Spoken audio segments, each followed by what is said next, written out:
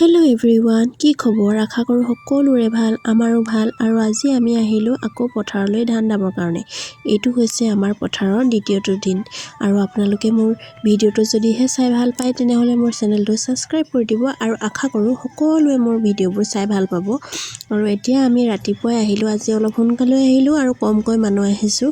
আৰু আজি আমাৰ পথাৰত বেছি ধান দাবলৈ নাই, মাত্ৰ সৰু সৰু 3 ডৰা দাবলৈ আছে, সেইটো কাৰণে আমি বেছি মানুহ অহা নাই।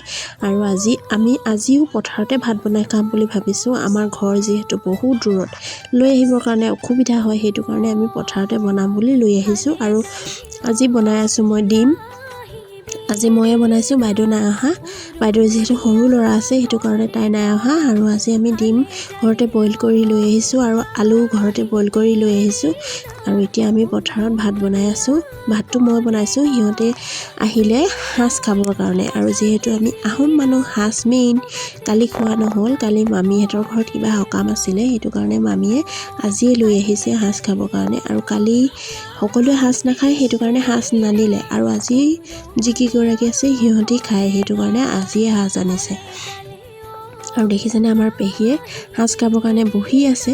আৰু এই আমাৰ নবৌ আৰু সেইগৰাকী আমাৰ বোৱাৰী, সম্বন্ধীয় বোৱাৰী, আমাৰ পেহীহঁতৰ মানে ওচৰৰ পেহীহঁতৰ বোৱাৰী। আৰু এতিয়া সিহঁতি সাজ খাব, সাজ খাই পেলাই সিহঁতি ধান দাবৰ কাৰণে যাব। আৰু মাত্ৰ সৰু এডৰা আছে, সেইটো কাৰণে। আৰু ধান দাই পেলাই আমি যামগৈ ঘৰলৈ।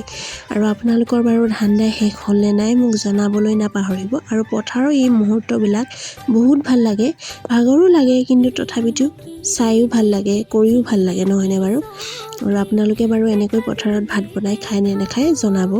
আৰু যদি খায় তেনেহ'লে মোৰ কমেণ্ট কৰি জনাব।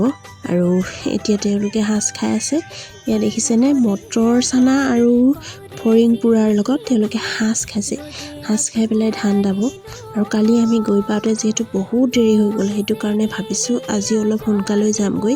আজিকালি ঠাণ্ডাৰ দিন, বহুত সোনকালে আন্ধাৰ হৈ যায় আৰু ঘৰতো বহুত কাম থাকে।